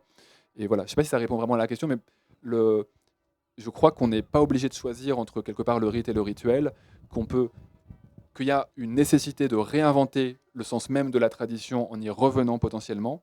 Après, c'est des questions, je pense que vraiment, on est après dans du cas par cas, parce qu'en fonction des trajectoires de chacun et de chacune, moi personnellement, honnêtement, j'y ai réfléchi, mais je ne me vois pas retourner à la messe le dimanche, où je viens d'une tradition catholique, je me sens pas... voilà, alors c'est pas encore au programme, et ça sera sans doute jamais, mais par contre, par exemple, quand je m'intéresse, je sais pas, aux travaux de Sylvain Piron sur Pierre-Jean de Olivy et sur les franciscains spirituels, qui sont du coup ces groupes dissidents qui ont été vraiment réprimés dans l'Italie du 13, 14e, 15e siècle. Je me sens très proche de tout ça. J'ai l'impression que là, j'ai une possibilité de me raccrocher à cette tradition-là. Et parfois même dans mes moments un peu délirants, je me dis, et pourquoi est-ce qu'on ne créerait pas avec des amis un monastère franciscain, sans aller demander la permission à qui que ce soit, mais pour dire, en fait, voilà, cette tradition, elle nous appartient aussi, pourquoi est-ce qu'on la laisserait au Vatican ? Et par ailleurs, je constate autour de moi qu'il y a des gens pour lesquels c'est bien plus facile de retourner à leur tradition, avec toute la dissidence qu'il faut pour le faire, mais qui vont retourner, je pense même à des gens qui vont retourner, qui vont se rapprocher de leur judéité, de l'islam. Bon, je trouve que pour le christianisme, c'est vraiment un mouvement qui est beaucoup plus clair dans le monde nord-américain, où il y a vraiment, où la théologie queer est vraiment devenue une branche des queer studies qui est très très peu accessible ici, mais qui est très très très très vivante là-bas, avec des publications mais foisonnantes, des colloques incroyables. Vraiment, il y a toute une... C'est assez fou d'ailleurs, et ça, je trouve que ça manque vraiment. On devrait traduire davantage ce genre d'ouvrage. Ici, je pense que vraiment le protestantisme permet quelque chose que le catholicisme permet beaucoup moins, c'est très clair. Du coup, voilà, il y a cette... je crois que... mais ce que je constate aussi, c'est du coup des gens qui ont grandi, des gens queer qui ont grandi dans le catholicisme, vont avoir du coup plus tendance à se rapprocher des églises protestantes et d'aller peut-être parfois même, d'ailleurs, il y a de plus en plus de femmes lesbiennes, pasteurs, même en France, qui parlent de tous ces sujets-là.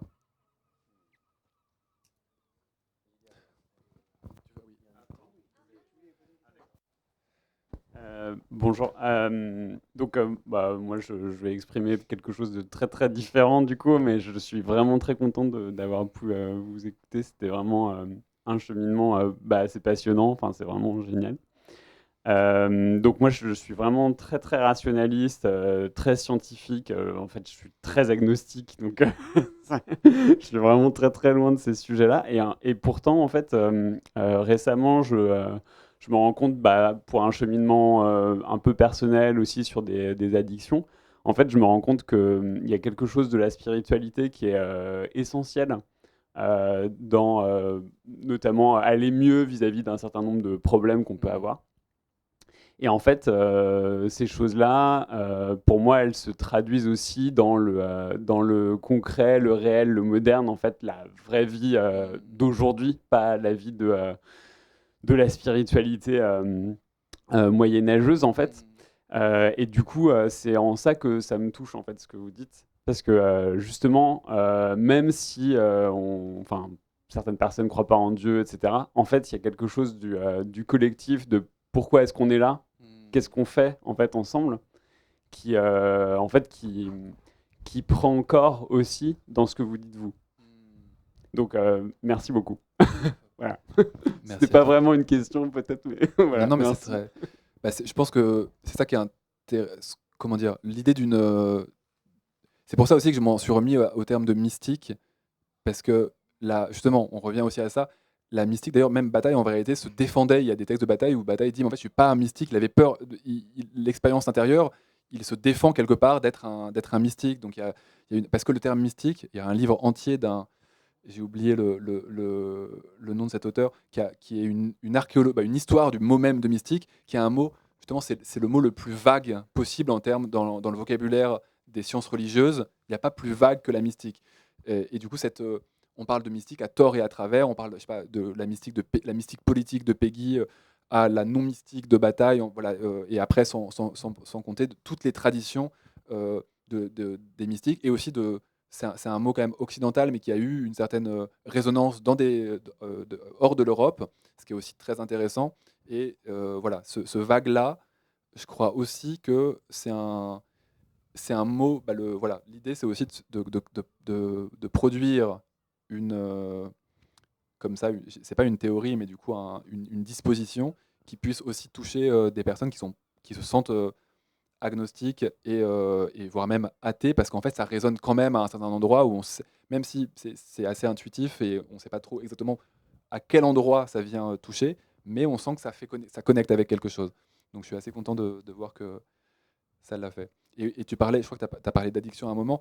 C'est vrai que ce qui m'a frappé aussi dans les recherches que j'ai pu faire et dans les discussions que j'ai pu avoir, c'est justement un certain nombre d'amis qui m'ont parlé de la tradition des alcooliques anonymes, qui en fait rejoue beaucoup des motifs religieux, et que les alcooliques anonymes, c'est une chose, mais ça s'est décliné en plein de... En fait, toutes les addictions ont leur groupe qui sont basés sur le même principe, avec la même liturgie, parce que finalement, il y a une forme de liturgie, on répète la même prière, il y a l'idée du cercle qui est très forte aussi, et que c'est à ces endroits-là de vulnérabilité, quelque part, on n'a pas trouvé mieux que le vocabulaire mystico-religieux pour, pour réparer quelque part, pour guérir, pour avancer ensemble. Donc c'est ça aussi, et pourtant les personnes qui vont dans ces réunions sont pas du tout majoritairement religieuses, mais malgré, et en tout cas les échos que j'ai eus, c'est que des personnes qui pensaient que ça aurait pu les déranger comprennent par la pratique que en fait ça les aide, et c'est ça qui est assez fort.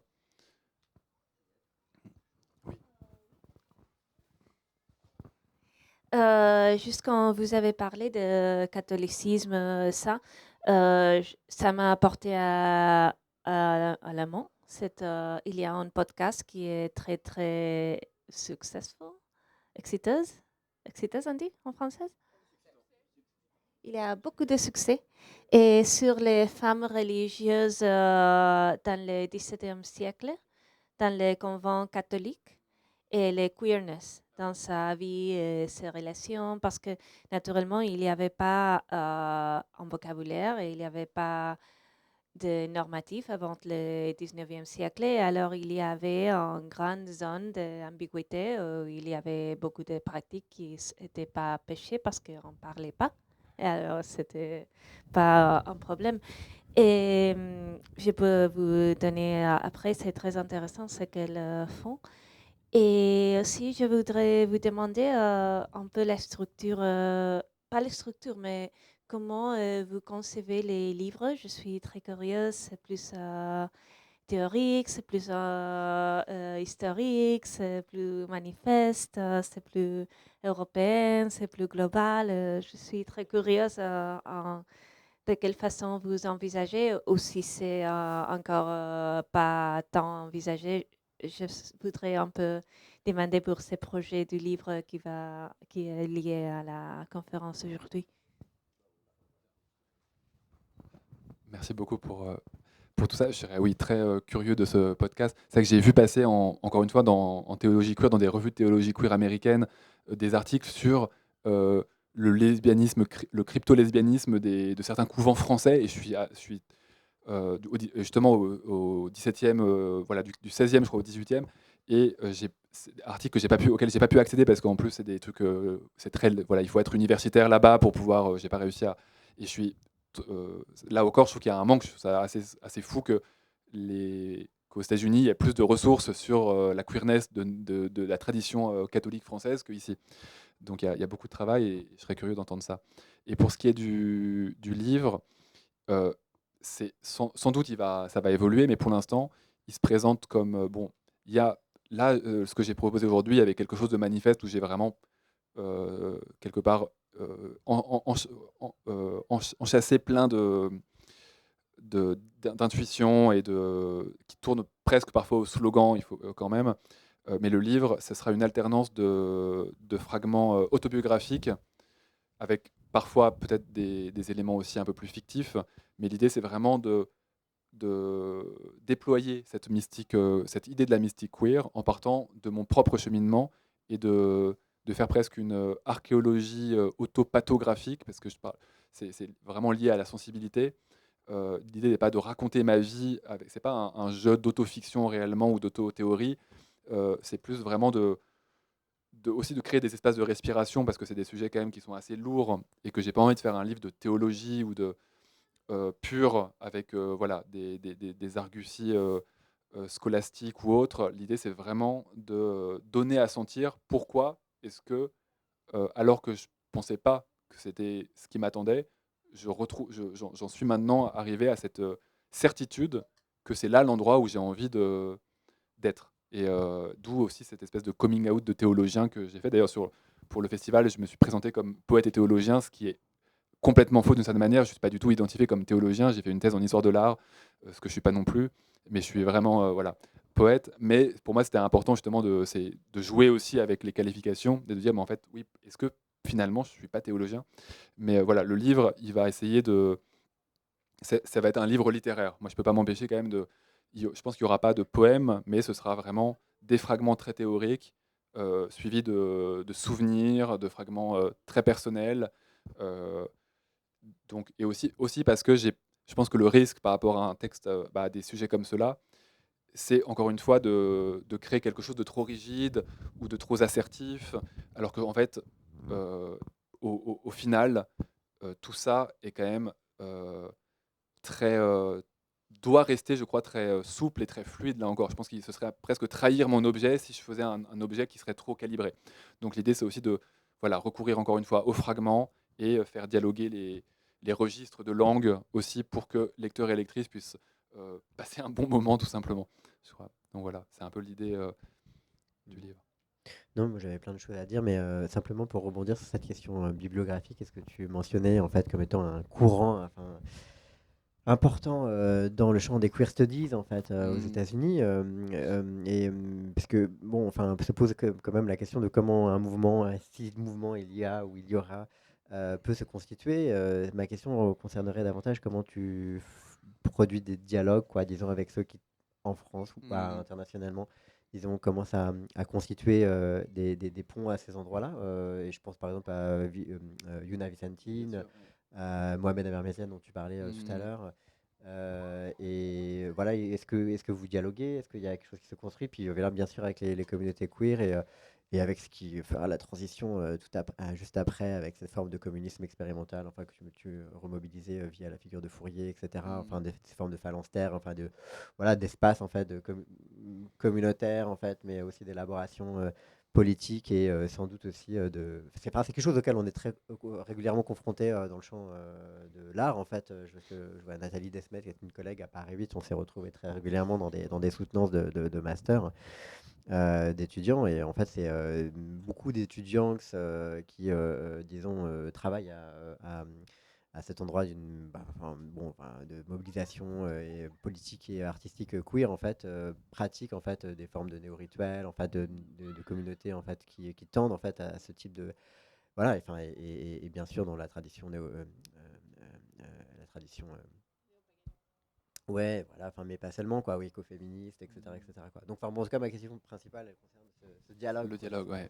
Alors oui, il y a une personne que j'ai pas nommée, que je cite presque systématiquement dans mes interventions, qui est Léa Rivière, qui peut-être vous connaissez. Justement, je pensais à elle précisément Ouais. aussi. Voilà. Ouais. Léa est une très bonne amie et c'est peut-être depuis le début mon interlocutrice privilégiée sur ces questions-là. Léa, c'est une personne qui avec une forme d'humour, se revendique comme une traditionnaliste trans. Elle est vraiment. Ce qui est assez fou, c'est que Léa connaît le travail de Méziane de Mohamed Amer Méziane sans l'avoir vraiment lu, mais il y a une proximité très forte dans le rapport à la tradition chez Léa Rivière et chez Mohamed Amer Méziane.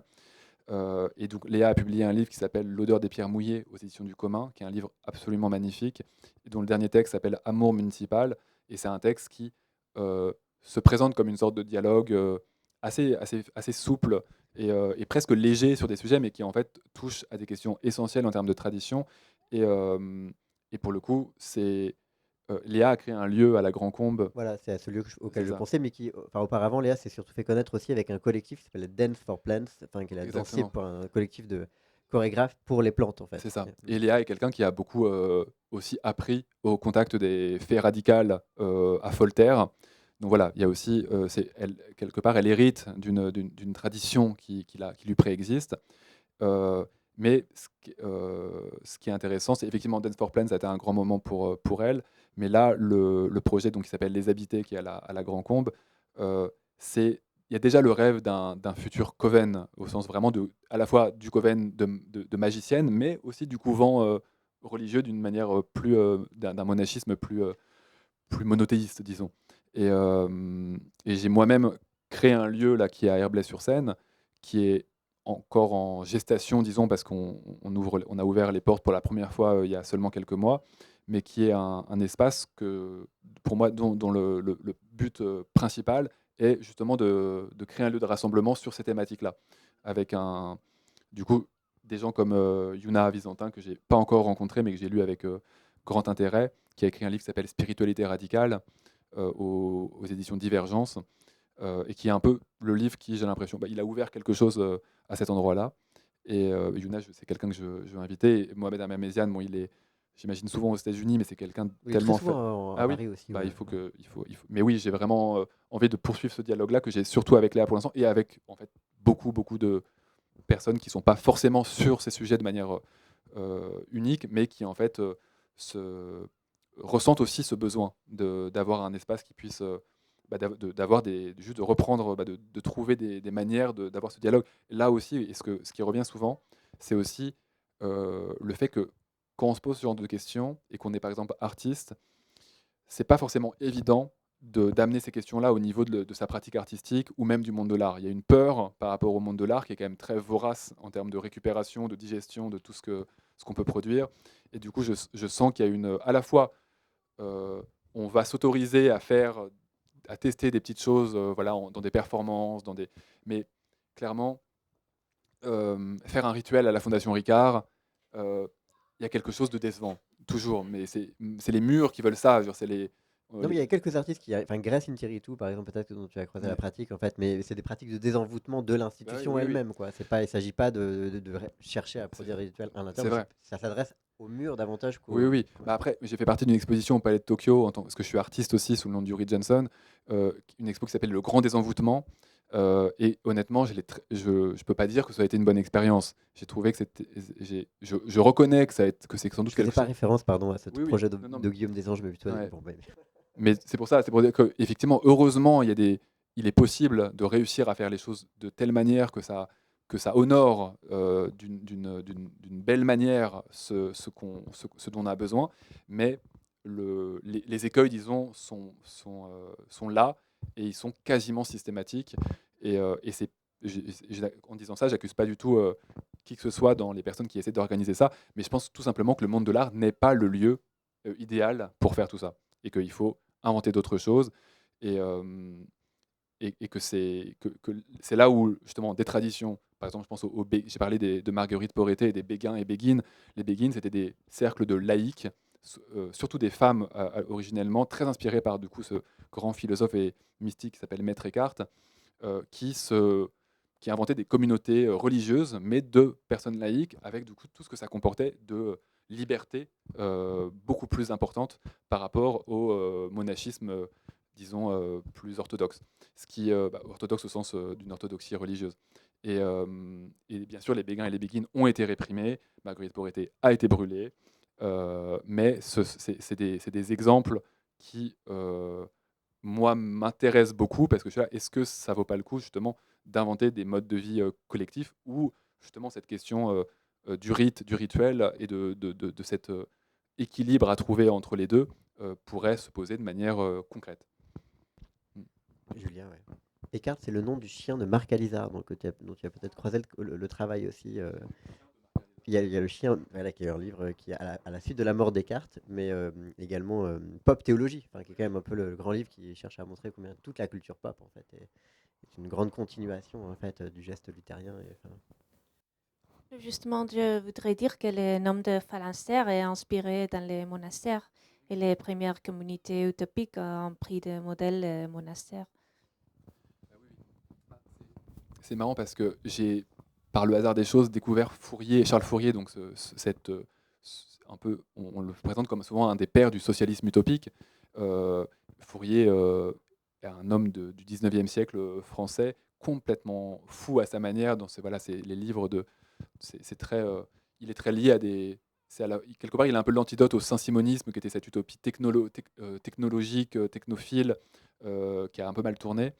Et c'est vrai que là, d'avoir vu ce texte dans Trou Noir de Mackenzie Wark, qui est cette théoricienne américaine trans qui est très intéressante, et c'est de revoir surgir Fourier à cet endroit-là, j'étais là, oui, ça c'est un signe aussi de quelque chose d'important. Et du coup, ça m'a donné envie pour ce texte de revenir à cette figure-là, parce qu'effectivement, il y a beaucoup de choses qui se sont jouées à l'endroit du phalanstère. Il y a des histoires de phalanstère qui ont en réalité plutôt bien marché, parce que le phalanstère était un lieu aussi économique, où en fait on allait pas seulement se retrouver pour disons, créer cette attraction passionnée dont parle et dont rêvait Fourier, mais aussi tout simplement pour travailler ensemble, quelque part ça ressemble à une coopérative à plein d'égards. On parlait beaucoup de communalisme. sais pas. Mais... C'est ça. Donc effectivement. Mais oui, et du coup, le fait de placer l'endroit de cette réappropriation du stère qui est dans monastère, dans le phalanstère, c'est très intéressant. Mais précisément, par exemple, le familistère de Gaudin, Ouais. et ça fait penser à quelque chose, c'est que la question du rite est pensée chez Fourier en termes de spectacle, spectacularité. La rencontre où où les passions vont se réanimer se fait sous une forme de grand opéra. Et au familistère de Guise, donc chez Gaudin, on a aussi un théâtre. Et donc la question du spectacle est peut-être liée à la question du rite. Complètement. Et en fait, Familistère, juste pour préciser, Oui. familistère, c'est une sorte d'usine en fait, mais à l'échelle d'un quartier, quoi, quasiment, où les ouvriers vivaient, mais aussi où il y avait des salles de spectacle, des cinémas, enfin des lieux de rencontre, enfin, etc., etc. Et c'est notamment, il y en a deux qui sont importants en France, notamment le familistère de Gaudin, dont tu parlais, Guise. région Picard, si je dis pas de bêtises, et un autre à Bruxelles. Oui, et qui était directement inspiré de Fourier. Gaudin était un fouriériste convaincu. Et effectivement, ce qui est intéressant avec cette notion de le spectacle tel qu'il apparaît chez Fourier, il y aurait des choses à dire sur le culte de l'être suprême, le moment révolutionnaire où Robespierre notamment essaie de réinventer une spiritualité pour qui soit fidèle et qui puisse permettre à la révolution de trouver un enracinement sacré. Là où ça a plutôt été un échec, mais là où Fourier, je trouve, réussit, c'est justement qu'il renoue presque avec les origines sacrées du théâtre antique, et notamment avec un retour à la notion, à la pratique du mystère, comme les mystères d'Éleusis, où en fait, dans les mystères antiques, on était vraiment dans du spectacle. Le théâtre, littéralement, vient de là, et du coup, il y a quelque chose d'un retour à ces origines sacrées chez Fourier qui est passionnante, et qui effectivement permettent d'inventer une manière qui pourrait sembler appartenir à ce champ qu'on appelle le champ de l'art, mais qui en fait lui échappe complètement par ailleurs. Et moi, c'est ça qui m'inspire, qui m'intéresse beaucoup, c'est comment est-ce qu'on invente quelque part des manières de faire spectacle en dehors du monde de l'art. Est-ce que c'est possible ? Est-ce que ce ne serait pas même souhaitable ? Bonjour, merci. J'aurais voulu revenir sur ce qui a été évoqué sur le souhait de communauté, simplement, et notamment le fait que ça résonne beaucoup chez les jeunes, avec la notion d'isolement en fait, qu'on retrouve énormément, notamment chez les jeunes queers, qui ont vraiment un besoin de communauté, aussi de lieux où se retrouver, qui je pense est assez central dans ce qui a été dit. Et le fait que la perte de la spiritualité aujourd'hui, du coup, perd le lieu de spiritualité, isole finalement les gens. Mais j'aurais voulu aussi revenir sur la perte de l'histoire commune, en fait. Quand on parle de prêche aussi, on parle simplement de se raconter ces histoires et de se les répéter, et de se les transmettre et de ne simplement pas les oublier. Je trouve que c'est quelque chose d'intéressant dans ce qui est proposé, et qui est qui a un besoin assez criant chez la jeunesse. Et j'aurais aimé un peu entendre plus sur des problématiques générationnelles en fait dans ce travail-là. Complètement. C'est vrai que honnêtement, cette idée de livre, elle vient vraiment de quelque chose que j'ai ressenti justement chez des personnes plus jeunes, que ce soit en école d'art ou ailleurs dans des lieux de militantisme queer ou autre, où je me disais, mais en fait, ça fait écho à quelque chose en moi, et j'avais l'impression d'avoir justement aussi réfléchi à ça de manière presque inconsciente pendant très longtemps, et que c'était le moment justement de formaliser des choses, parce que je crois qu'on a besoin de forme, justement. Il y a un besoin, en fait, et c'est là où je crois que le monde, encore une fois, je vais un peu dire des méchancetés sur le monde de l'art, mais où le monde de l'art ne permet pas ça, parce qu'en fait, quelque part, même quand on est artiste et qu'on décide de réactiver ça dans le monde de l'art, on se retrouve encore une fois isolé, et en plus avec toutes les logiques de concurrence qui sont, auxquelles on ne peut pas échapper, même si on a une envie de faire au mieux. Dans tous les cas, on est là en tant que personne, on a un nom qu'on doit défendre, et sur lequel d'autres structures vont capitaliser. Bref, c'est pas pour moi du tout une solution, et pour personne. Et donc, comment... moi, je sais que j'essaie de réfléchir à toutes les occurrences. Comment est-ce qu'à des moments dans l'histoire, des gens ont réussi à non seulement créer, à formaliser une aspiration comme ça, dévotionnelle ou religieuse, et à faire en sorte que il y ait des lieux qui fleurissent. Et je pense par exemple à un exemple quand même qui est assez limite, hein, mais que je trouve fascinant, qui est l'exemple spirit. Le spiritisme naît en France avec ce type qui s'appelle Alan Kardec. Et Kardec considère le spiritisme comme une société philosophique.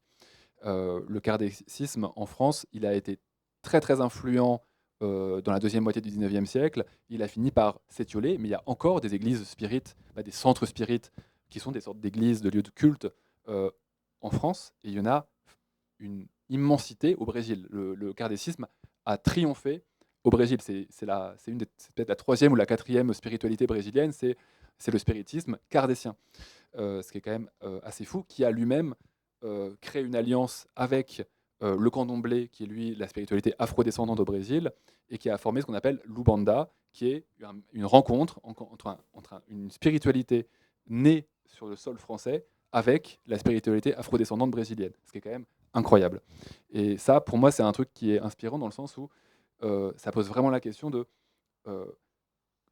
à la fois le territoire sur lequel on est et ses résistances et tout ce qui nous empêche quelque part de créer ces lieux, et en même temps de se dire et puis je pense que ça fait aussi on a quelque part pour plein de raisons qui sont liées à notre histoire et au monde dans lequel on est, il y a beaucoup de choses qui nous retiennent de créer des églises ou des lieux de culte, mais moi en tout cas j'ai l'impression, et peut-être que je sais pas si ça répond à ce que tu viens de partager, mais je pense qu'on aurait vraiment besoin de réinventer un certain type de lieu qui puisse avoir vocation à ça, mais pour que ça fonctionne vraiment bien, même s'il faut toujours on en revient à la question de la récupération étatique, je pense qu'il faut vraiment faire attention à pas, l'idée n'est pas de créer une nouvelle religion, mais en tout cas de vraiment dédier des espaces à ces questions-là, et du coup des espaces qui puissent être, là encore, multiconfessionnels, mais où il puisse y avoir, par exemple,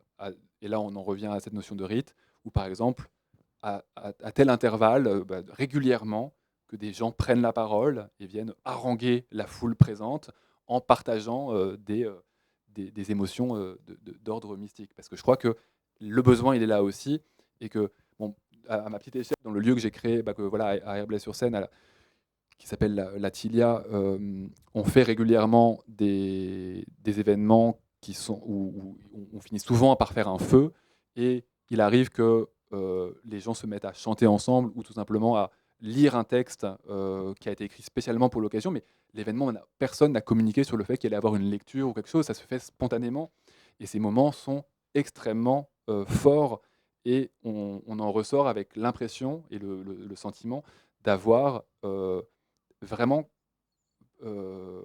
renforcer quelque chose qui est à la fois intime et communautaire, quoi. Donc je crois qu'il faut aller dans ce sens. Pardon, j'ai repris le micro juste pour rebondir sur ce que tu viens de dire par rapport à ce vide en fait de tiers-lieux qu'on a aujourd'hui et que ton projet finalement propose de combler en fait avec quelque chose qui est extrêmement manquant dans notre société et qui est... Bref, merci, intéressant.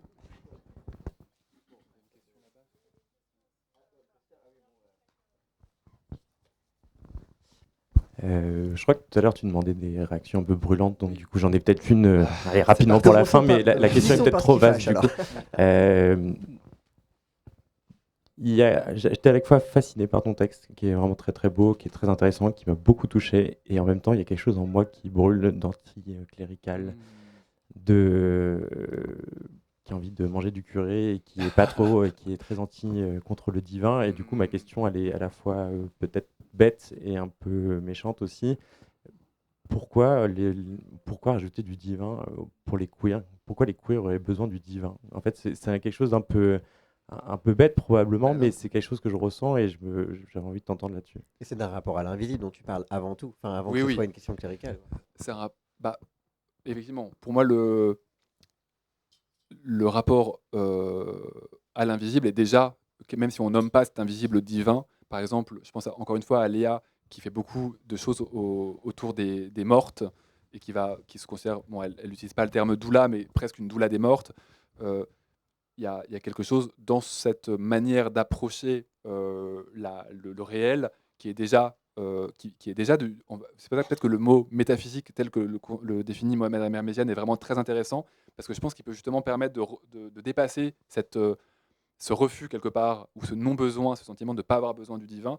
En fait, juste de dire, c'est pour ça que j'ai parlé à la fin de besoin métaphysique élémentaire, parce que en fait, c'est seulement pour moi, je pense que les queers ont besoin, je sais pas s'ils ont besoin du divin, moi j'en ai besoin, mais est-ce que c'est pour ça que le mot mystique m'intéresse, parce qu'il est même si moi j'ai beaucoup parlé là du divin, il permet de peut-être une divinité minimale. Et, mais que par ailleurs, je suis convaincu que les queers ont besoin de métaphysique.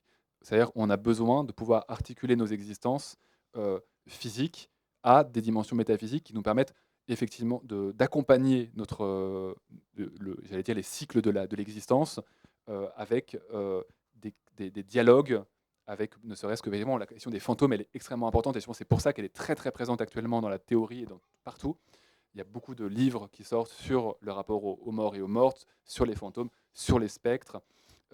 C'est des travaux souvent liés à l'université, mais qui dépassent complètement cette question académique, parce que quelque part, on nous a privés, même d'ailleurs, je pense à des personnes religieuses, hein, les personnes, je pense que les catholiques, moi je vois je sais pas, des gens comme mes parents, c'est pas des gens qui ont des pratiques qui honorent les morts et les mortes. Ils ont perdu ce truc-là, on nous en a dépossédés. Et là, je crois que c'est là où il y a un besoin. Après, je pense que pour certaines personnes, il y a un besoin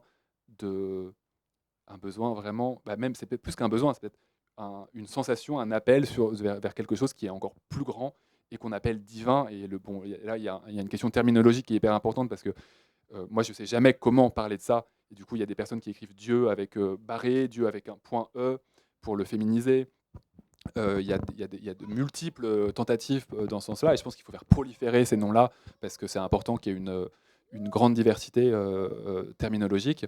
Mais je crois que moi, j'utilise le terme divin parce que je pense que par rapport à mon histoire et à mes propres besoins métaphysiques, j'ai besoin de faire presque un putsch à ce niveau-là et de dire en fait, on m'a fait croire que j'étais exclu de la communauté des croyants et des croyantes, et en fait maintenant je revendique en fait une place centrale où je dis en fait, vous auriez dû réaliser et m'accompagner à développer ça et pas m'en priver. Donc voilà, c'est pour ça, c'est une sorte de revendication.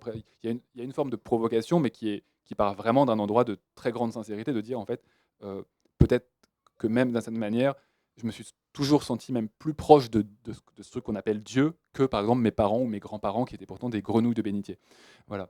Et là, tu parles de Dieu comme si Dieu était déjà là, mais moi, dans ton texte, j'avais plutôt l'impression que Dieu était encore à venir, en fait, non? Enfin, tu voulais à venir et déjà là, je sais pas. Oui, je pense. Pareil, ça c'est une question pas résolue. Je pense que j'ai essayé de faire. Le texte, en fait, il joue sur plusieurs registres, même si c'est très discret. C'est pour justement pas figer et pour permettre à différents types de sensibilités de se raccrocher à tout ça. J'utilise plusieurs formes, plusieurs registres pour pouvoir dire à la fois, et oui, parce que je sais que pour beaucoup, il n'est pas encore là, mais il y a un désir d'aller vers. Pour certains et certaines, il est déjà là, mais il y a des contradictions internes qui doivent être dépassées. Et du coup, je crois que c'est important qu'on puisse tous se dire, en fait, on n'a pas besoin d'être au même endroit, c'est pas très important. Ce qui est important, c'est juste de se dire, de parler ensemble de ses besoins et de dire comment est-ce qu'on y répond. Et en fait, dans tout ça, il y a une part de jeu. Je ne l'ai pas dit aussi, c'est important. C'est qu'en fait, tout ça, je ne vais pas dire, peut-être que le mot ludique va trop loin, mais il y a il faut s'autoriser. C'est aussi très expérimental au sens d'un jeu collectif dont on doit réapprendre peut-être les règles en inventant justement nos propres règles.